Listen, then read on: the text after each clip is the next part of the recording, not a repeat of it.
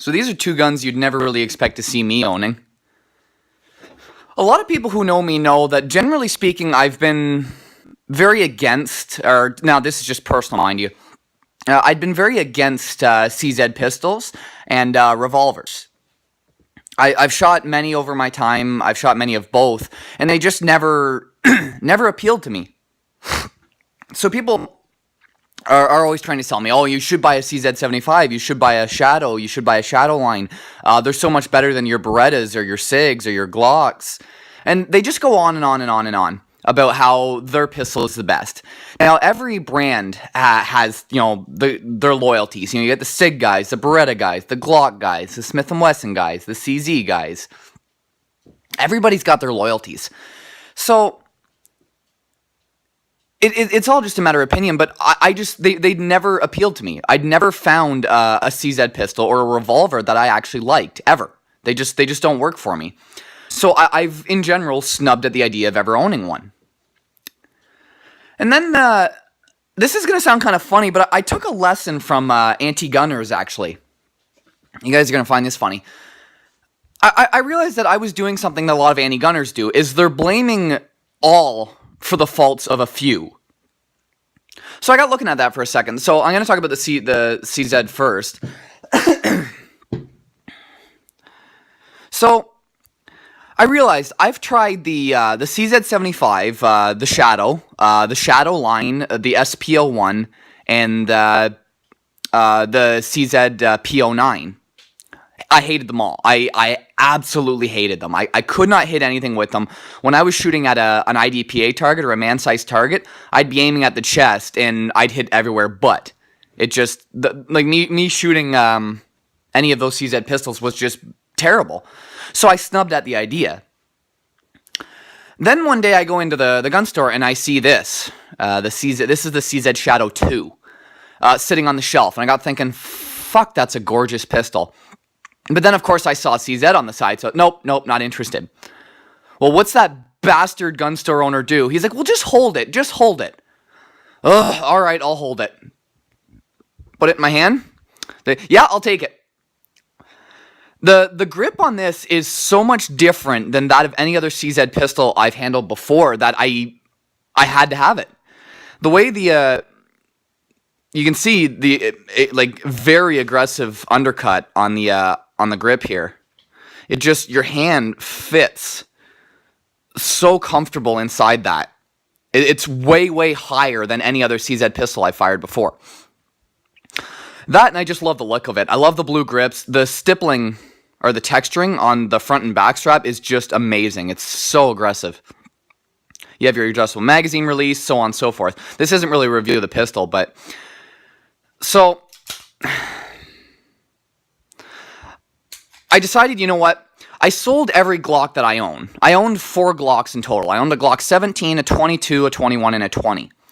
I'm in the process of a rather substantial downsize of my collection. I owned a lot of medium to low quality guns, or low to medium quality.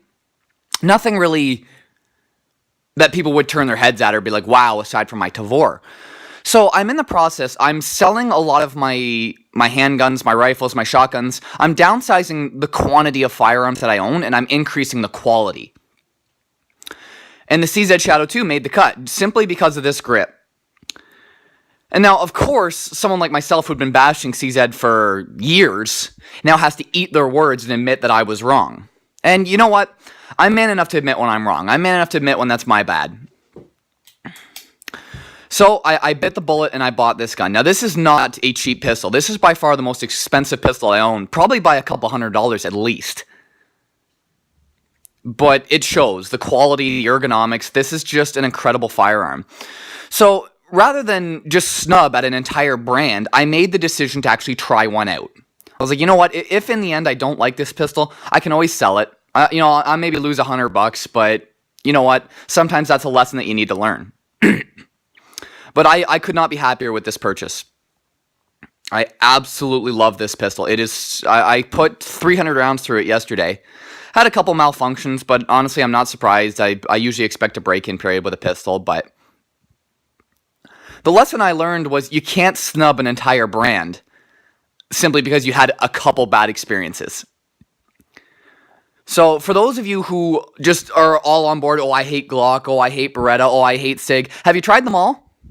Have you tried a majority of them? If you haven't, you can't really say that. You can't do what I did. You try 4 or 5 out of 50 and decide that you hate the entire brand. It just doesn't work that way. And that's a lesson that I had to learn. But for all those of you who down the years were telling me, oh, you should have bought a CZ, you should have tried a CZ, are you fucking happy? There. You were right. Leave me alone now. Now, revolvers. This is going to be a good one. A friend of mine, when he saw that I bought this, just blew his mind. I fucking hate revolvers. This right here is a Taurus Model 66. It's not a premium revolver. It's not a high-end, not anything like that. Just a nice little 357 Magnum. The actual reason I bought this is a friend of mine at work needed money. This is the only handgun that he owned. He doesn't have a range membership or anything like that, so he's like, there's no point in me owning this. So he called me and just like, hey, do you want to buy a revolver? I laughed. I was like, no. And then I kind of heard the story behind him is the guy's got 2 kids at home and a girlfriend who doesn't have the best job in the world. And he needed some money. So you know what? I was like, you know what? I'm gonna help you out. I'll buy it off you. I'll buy your revolver off you. So I think he gave me the gun, a case, and I think 150 rounds of 357 mag and 2 boxes of 38 special hollow points for $750. Now this gun alone retails for about $800, or I think it's about $750 actually, $750, $800. So I mean, I got a pretty good deal on it. So I took it home. I put 50 rounds of 357 mag through it. One of the boxes was a 38 special, and I still hate it. I still really, between the way the grip is and just things like that, this is not really a gun for me.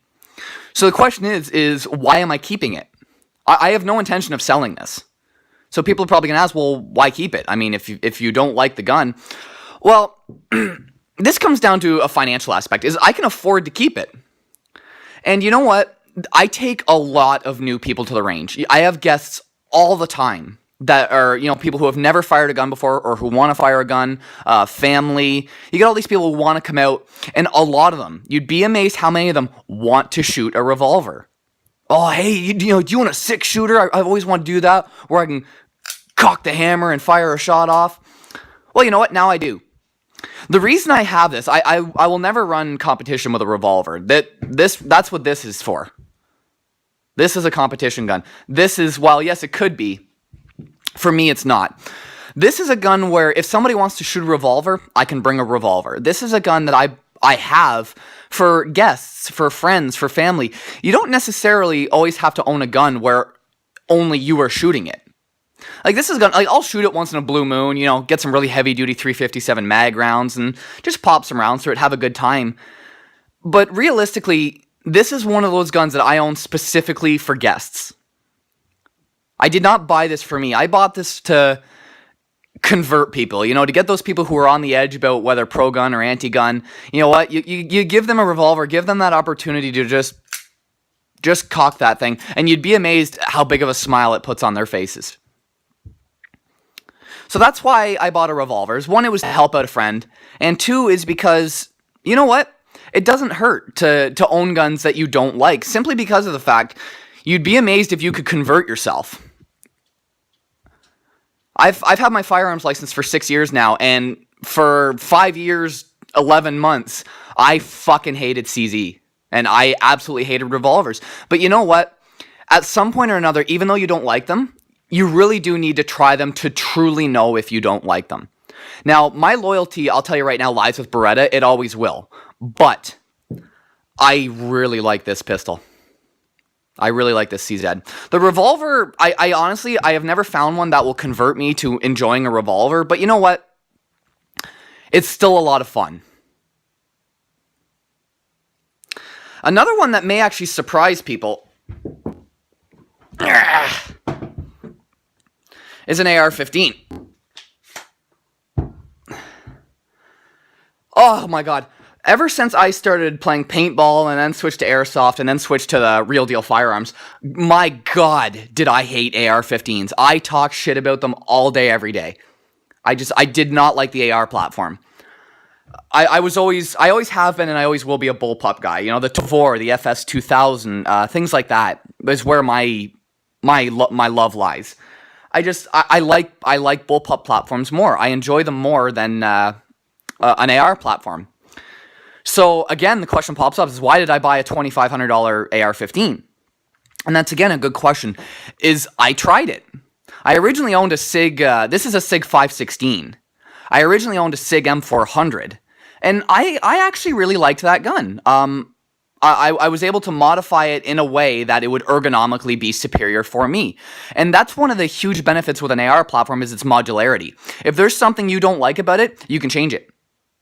It's just that simple. You don't like the handguard, change the handguard. You don't like the grip, change the grip. You don't like the color, change the color. You don't like the trigger, change the trigger. There's nothing you can't do with an AR-15. Even in Canada, the aftermarket support is damn near unlimited. So, you know what? Why not? So, I bought an AR-15 and I had played with it for probably a good 3 years. And I just decided, you know what? I love it. Now, again, I sold my M400 and several other firearms to buy this. Again, this is part of my project of downsizing quantity, increasing quality. I'm probably going to release a gun collection video within the next couple months just to show you. You'll notice a rather large change. But it's one of those things where you just have to try things to truly know that you don't like them. Some people will just snub at a brand just because of what they hear without ever actually even putting their hands on it. A common one is Glock. I mean, I don't want to talk down about Glock. Although I sold all my Glocks, I still really like Glocks. But I found anytime I was going out to shoot with friends, anytime I was shooting a competition, anything like that, a Glock was not the gun I was grabbing. So it got to the point where I'm thinking, why do I own these? Why don't I just sell them and buy stuff that I know for a fact I will probably end up using? So that's what I did. I guess the takeaway of this story is, if you haven't tried it, don't knock it. If you've tried one or two, but there's 40 of them out there, you know what? You maybe have to try a couple more.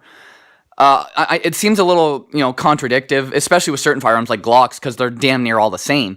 But you never know. You never know until you try it. So my advice is for all of you, especially like a good example is Beretta. People talk such shit about the Beretta 92. Oh, it's so unreliable, it jams all the time. Okay, well, you're taking from firearms that have been in service with the military for over 30 years that are pretty much at the end of their service life.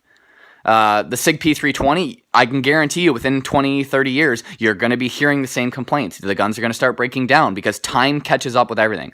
Time kills all. But the one thing time doesn't kill is your love for firearms. Thanks everybody for watching, and I will see y'all next time.